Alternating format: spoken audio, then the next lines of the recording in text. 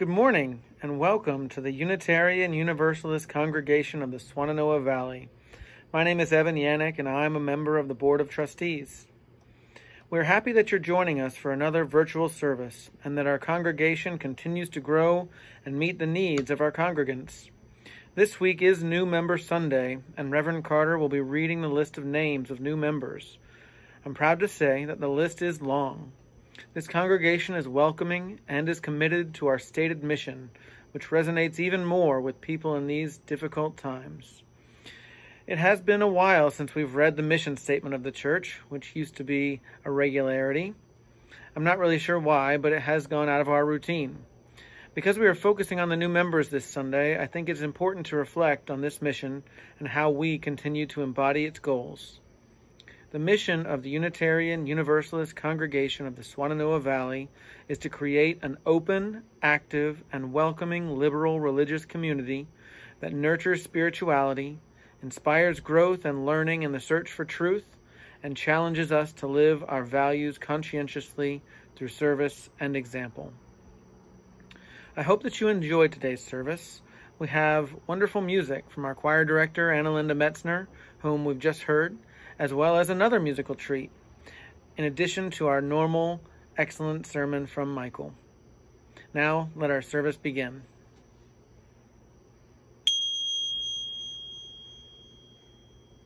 Good morning and welcome to our Sunday service for the Unitarian Universalist Congregation of the Swannanoa Valley. Our opening words this morning and chalice lighting, we're using the words of Dr. Albert Schweitzer. Albert Schweitzer writes that at times our own light goes out, and it's only rekindled by a spark from another person. Each of us has cause to think with deep gratitude of those who have lighted the flame within all of us.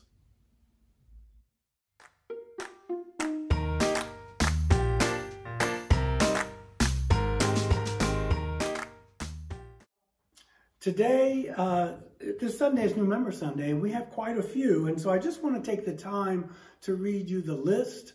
Of course, new members are the lifeblood of any congregation, and we are privileged and eternally grateful for these new members.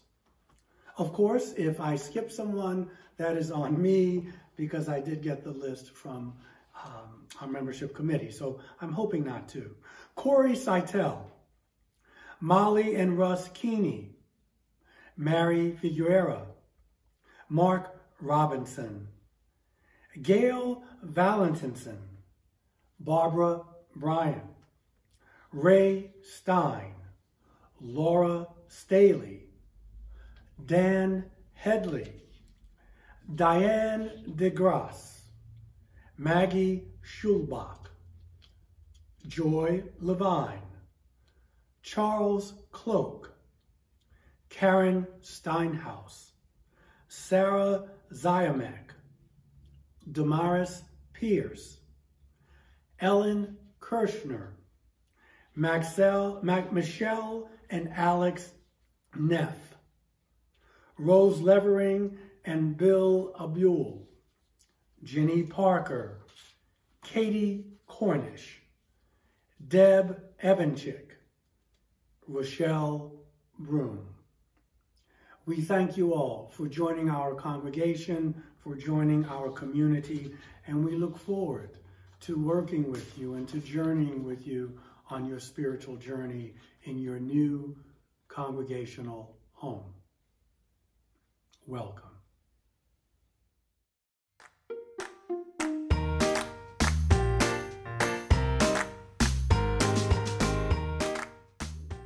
I invite you all to join in singing our opening hymn. This morning is hymn number 42, which is Morning So Fair to See. Hymn number 42.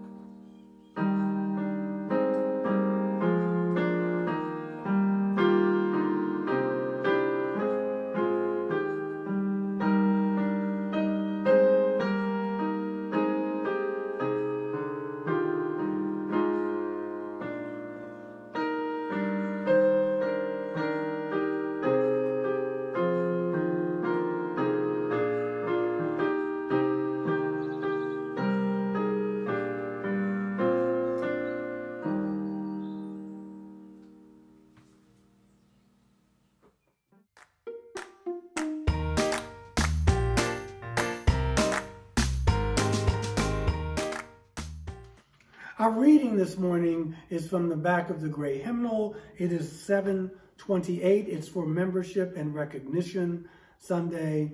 Blessed are those.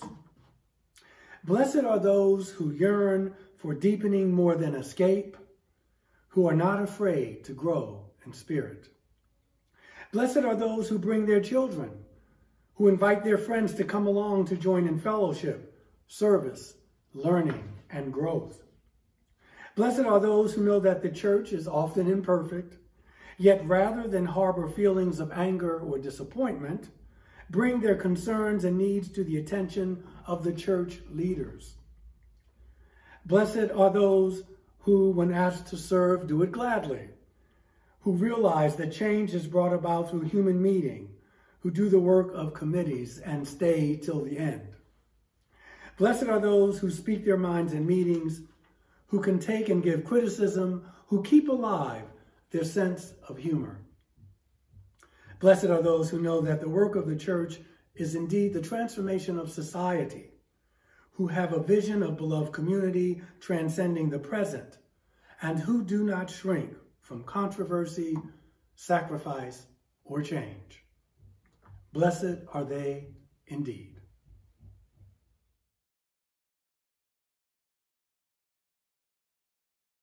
This is the time in our service, ladies and gentlemen, when we invite you to share your joys or sorrows or concerns. We do this obviously so we can obviously be here with you, but also to keep a pulse on what's going on in our community. So, the floor is yours. Hello, my name is Remy, and my joy is that today was my birthday and I turned 9. And I got a JavaScript book. It's gonna help me learn coding. I got a Baby Yoda water bottle from The Mandalorian. It's super cute. And I got a couple Diary of a Wimpy Kid books. And I got the last 2 Defender of the Realm books. And I got Beyblades. And yeah, that's it. Bye. We had 2 concerns sent in this week. First is from Ellen Kirshner. Her sister Barbara is still not well and has been back in the hospital for a long time this month. Please keep her and her family in your prayers. These thoughts will be appreciated.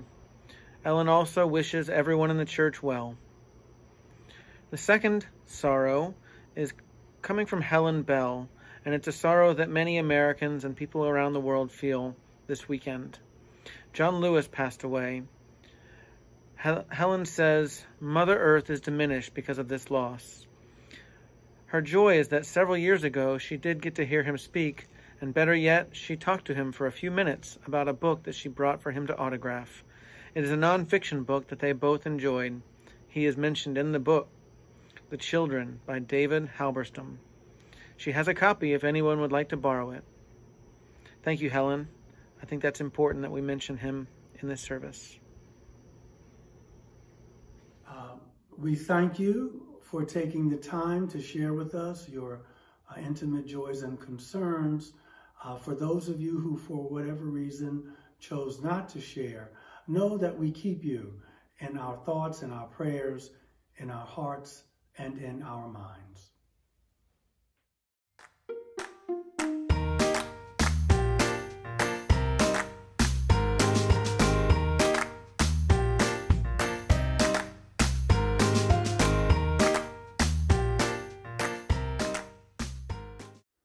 I now invite you to join in the spirit of prayer and meditation. Center yourselves as you see fit, and know that at the end we will have our usual time of silence.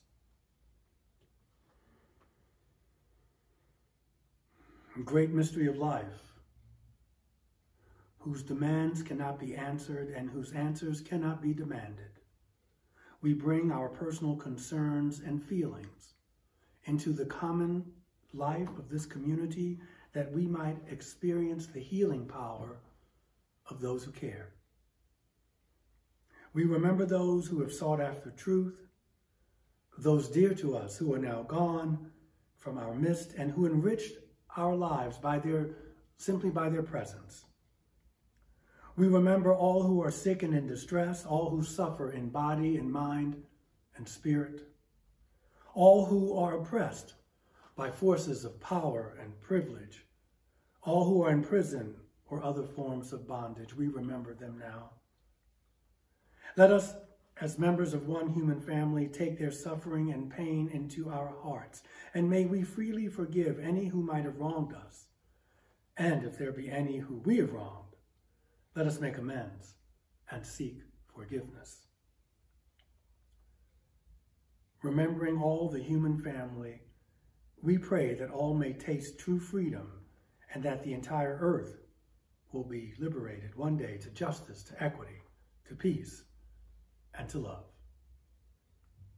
It's been a long week.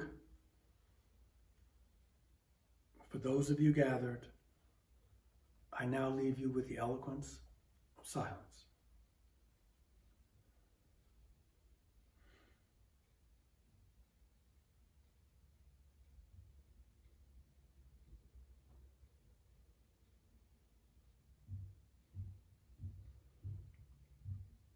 Amen. And so it is.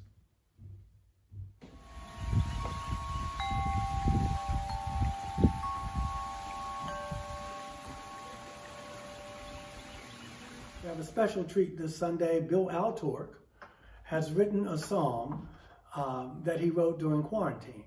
And so since we've all been in quarantine, let's take a listen. Bill Altork. I wrote this during the first few weeks of the actual pandemic. It's called Taking a Break in the Heartland.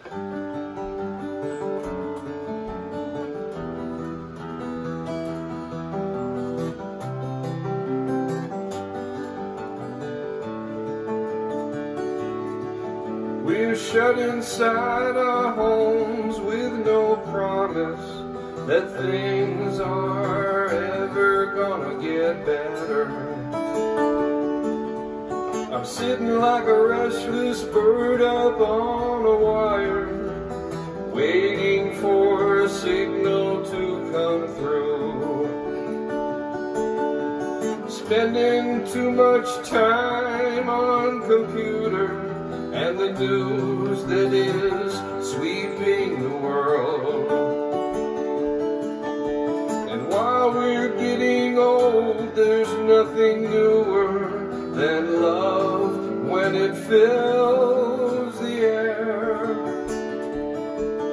We are laying low in the heartland, between your house and mine.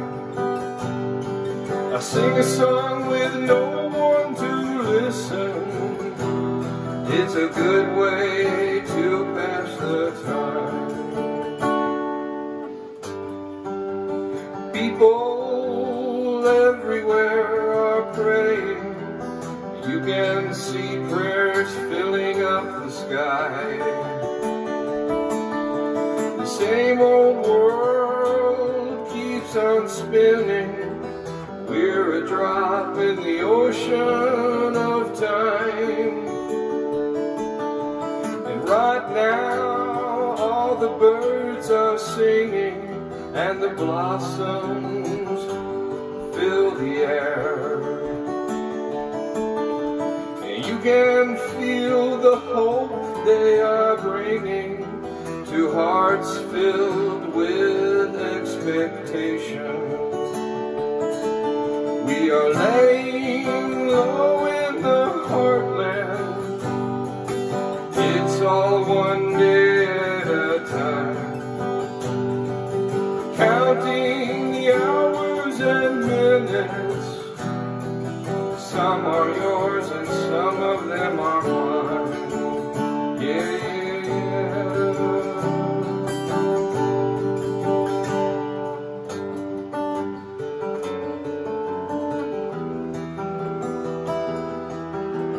Walking down the road in no hurry, Lord knows I have the time.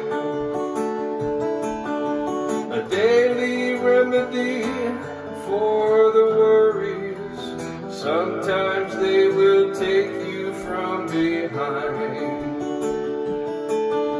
I pray they wither and fall from the vine.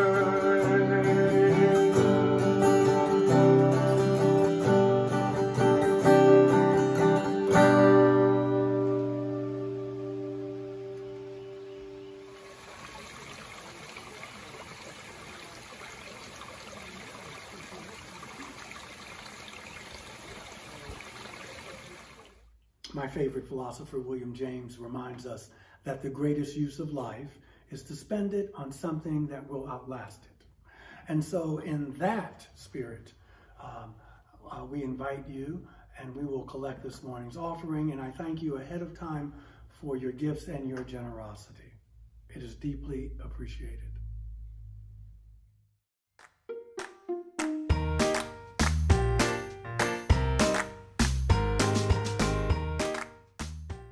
For our new members, this next hymn, hymn number 23, Bring Many Names. It's about the different names that we can use to call God or non-God, but it's one of my favorites. Hymn number 23. Please join us. Bring Many Names.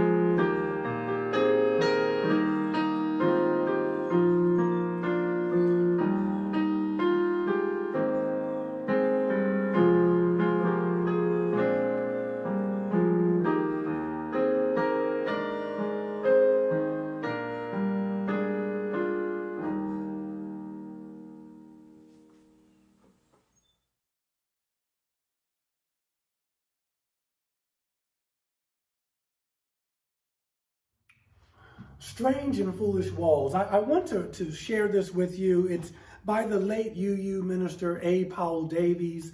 Again, Strange and Foolish Walls.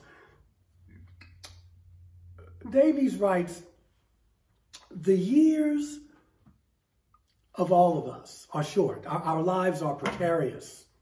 Our days and nights go hurrying on, and yet we find time for bitterness, for petty treason and evasion. What can we do to stretch our hearts close enough to lose their littleness? Here we are, all of us, all upon this planet together, bound together in a common destiny, living our lives between the briefness of the daylight time and the dark. Kindred in this, each of us lighted by the same precarious, flickering flame of life. Davies asks us, how does it happen that we are not kindred in all things? How strange and foolish are these walls of separation that divide us? Our UU ancestors believed that revelation is not sealed and that human evolution is a continuous process. We are always evolving. We are always moving forward. Heidegger, the German philosopher, used to call it das Einsamtotum, moving towards death. We're always consciously or unconsciously going forward in life. Our churches, our fellowships, our societies and congregations are a place where people of all faiths, or no faith, can gather to love, to support, and to honor one another. Are we human beings? Yes. Do we make mistakes? Yes. Yet we have nothing to do with any dogma that separates people. All are welcome in our church. The indigent and the wealthy, the ill and the sick, the Republican, the Democrat, the independent, those who believe in a God and those who don't know, and quite frankly don't care. As new members, this is what you've gotten yourself into. And we're delighted to have you, but must warn you, it can be messy. Diversity is messy. Inclusivity is messy. Democracy is messy. The simple act of signing your name in the membership book is a big decision. Becoming a member not only enables you to participate in congregational voting, you have a say in the direction the church will take, but it allows you to share your gifts, your time, your talent, your treasure. In the words of Unitarian Universalist Marjorie Akeley, perhaps you've been looking for a faith community where your doubts are not ridiculed. Your sense of guilt is made light. Your griefs are comforted. Your joys are celebrated. Your children are taught all religions. Your talents are nurtured. Your concerns are shared. Your reason and reasoning is honored. Your friendships are deepened. Your love of art and beauty and literature is expanded. Your need to serve others is fostered. Your need to laugh encouraged. Your individual decision is treasured. All we ask is that you are in fundamental agreement, empathy, sympathy, if you will, with our purposes and principles of freedom and reason in religion and in life. This is the basis of our creedless church. We ask that you accept the responsibilities that go with membership in any human community, and our purposes and principles will be your guide. Here we encourage you to cherish your doubts, for doubts are the ants in the pants of faith, and they keep it alive and moving. So says Frederick Buckner, who is a writer and theologian. If and when you need anything, you just know that we are here for you as we all struggle to listen to the better angels of our nature. And know also that we, like you, will fall short. Ours is a rich and ancient tradition. It's a faith without a creed. No, we are more than just a bunch of liberals sitting around talking. Ever since the year 1566, when Transylvania Unitarian Francis Davies preached against the doctrine of the Trinity, and in 1579 was condemned as a heretic and died in prison, our faith has survived. It requires that every member thinks through, we don't have to think alike, but thinks through his or her own beliefs and apply them to his or her own life. In other words, we encourage you to walk your talk. Michael Servetus was burned at the stake in Geneva for his anti-Trinitarian beliefs in 1553. In 1637, Samuel Gorton, a pioneering Christian Universalist, was driven out of Massachusetts for his political and religious radicalism. In 1684, Joseph Gatchell had his tongue pierced with a red-hot iron for this statement, that all men and women should be saved.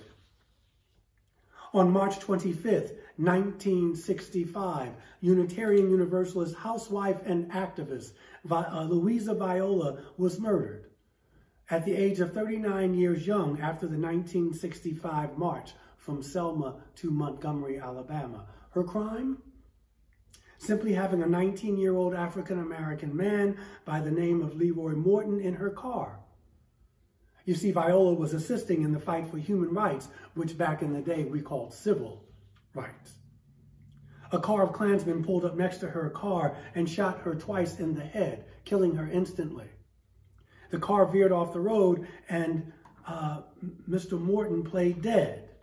As the murderers wanted to, of course, view their handiwork, one of the people in the KKK car was an FBI informant.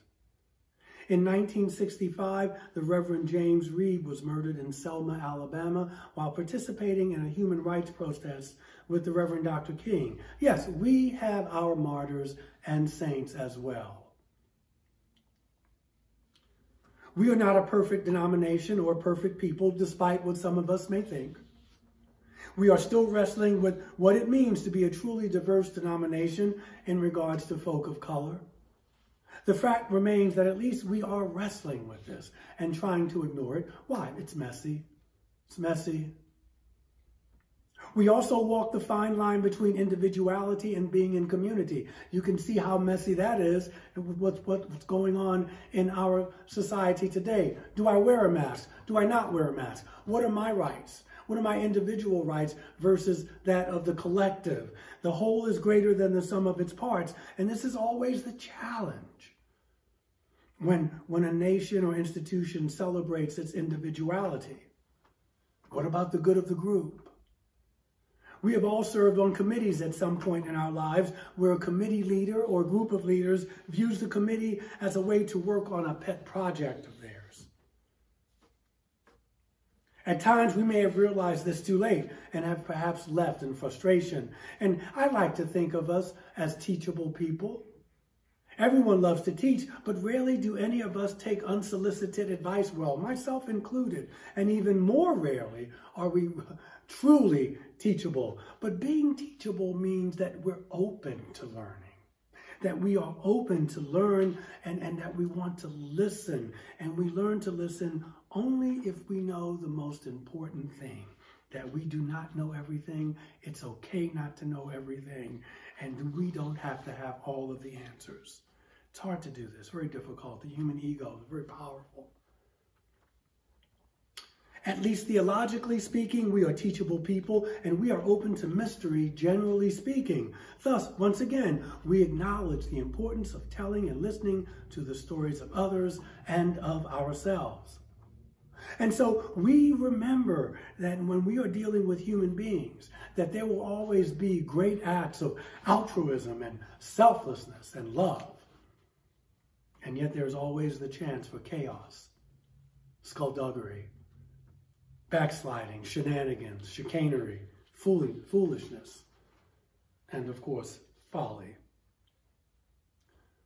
Many of us get frustrated and disillusioned and vow never to get involved in another relationship with another person. That's it.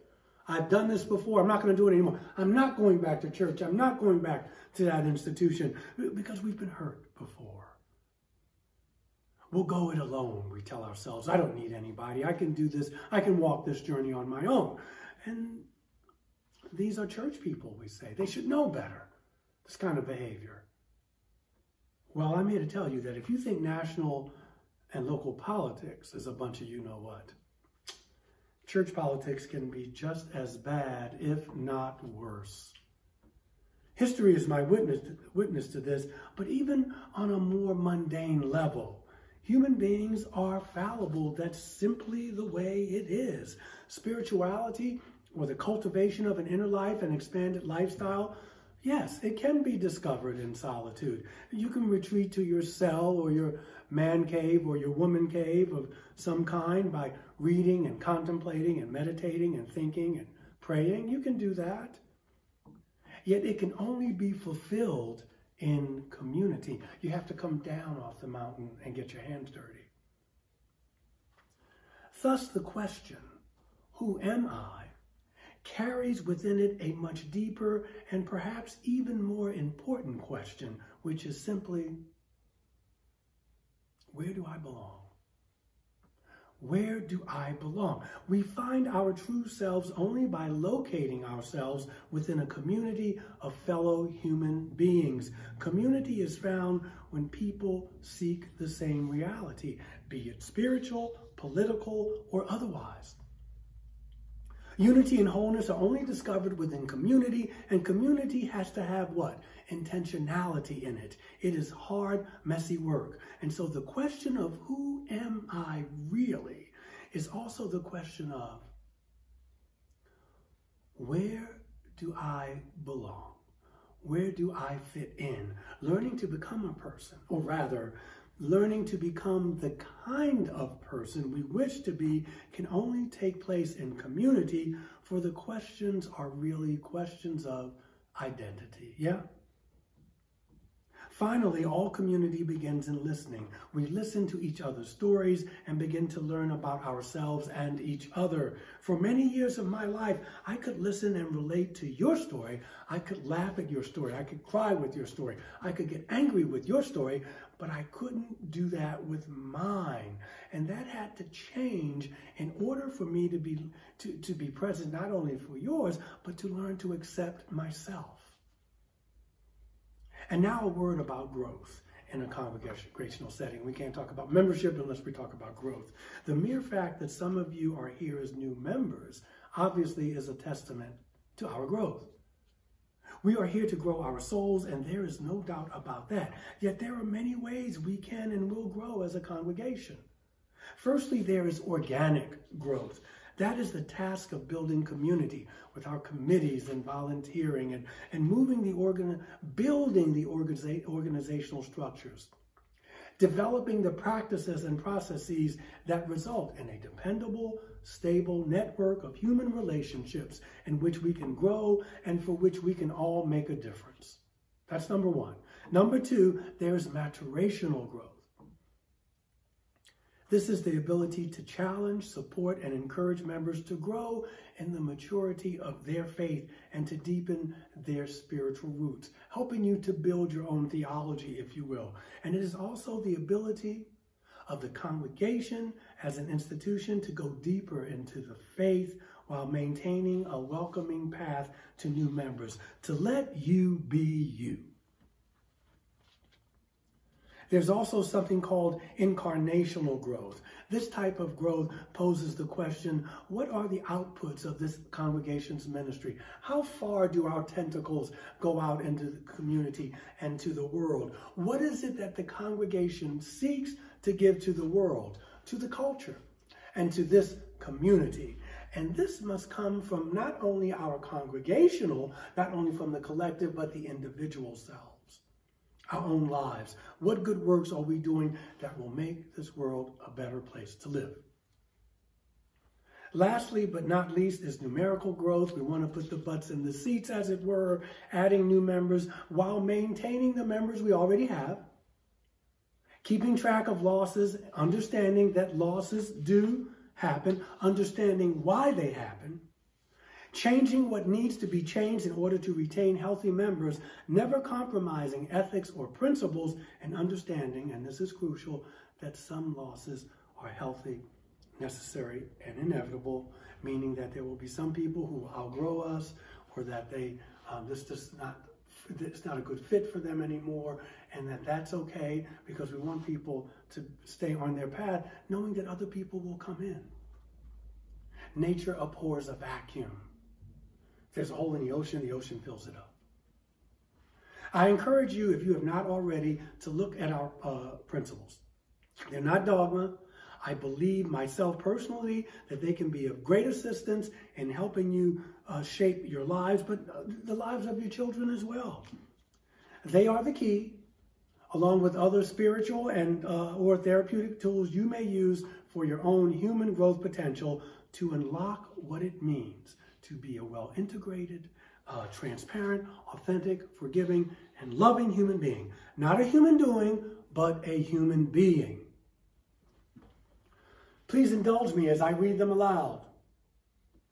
We, the members of the Unitarian Universalist Association, confirm and promote the inherent worth of dignity of every person, justice, equity, and compassion in human relations, acceptance of one another, and encouragement of spiritual growth in our congregations, a free and responsible search for truth and meaning, the right of conscience and the use of the democratic process within our congregations and in society at large, the goal of world community with peace and liberty and justice for all. And number 7, finally, respect for the interdependent web of existence of which we are all a part. You have now chosen to become members and are now included in a long line of religious mavericks and free thinkers. And in short, we are glad you are here and we bid you welcome. These are some of the privileges we extend to you, a long, wonderful, and at times tragic history. But for us, the most wonderful privilege is that you have decided to become one of us. You see, for me, there is no doubt where you belong. The universe is intelligent, and on some level, we are always exactly where we belong at the moment. You have decided to join this progressive religious community, and we want to be and hope to be your new spiritual home. Home is where the heart is. The teacher Jesus reminded us that where your heart is, your treasure is also. And so it's a win-win for all of us. For you being here, we are eternally grateful. Membership has its privileges for all of us. And so in order to create a new world, there has to be a new you. And we can help you with that. Let us assist you with that. This is the time of no longer becoming who you are, but it's the time of being who you are. And we can assist you with that as well. So we invite you now to enter, to rejoice, and to come in. Welcome to the Unitarian Universalist Congregation of the Swannanoa Valley. We want our congregation, which is now your congregation, to be a place not only for you to attend, but a place for you to belong. And so we say once again, welcome to your new congregational home.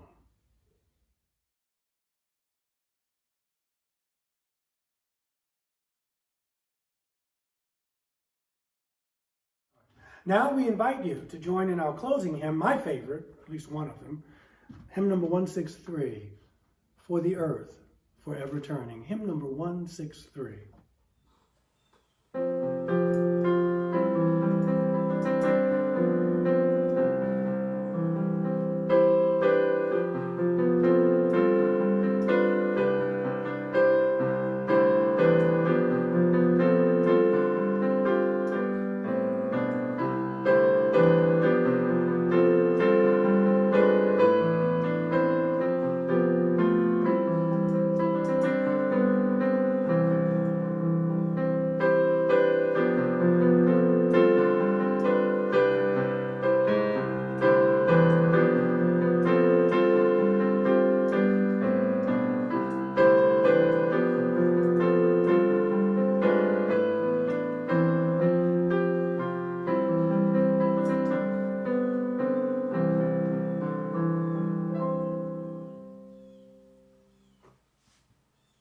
May the love which overcomes all differences, which heals all wounds, which puts to flight all of our fears, which reconciles all who are separated, let that love be in us and among us now and always. And let us remember that when fear knocks at the door and love answers, no one is there.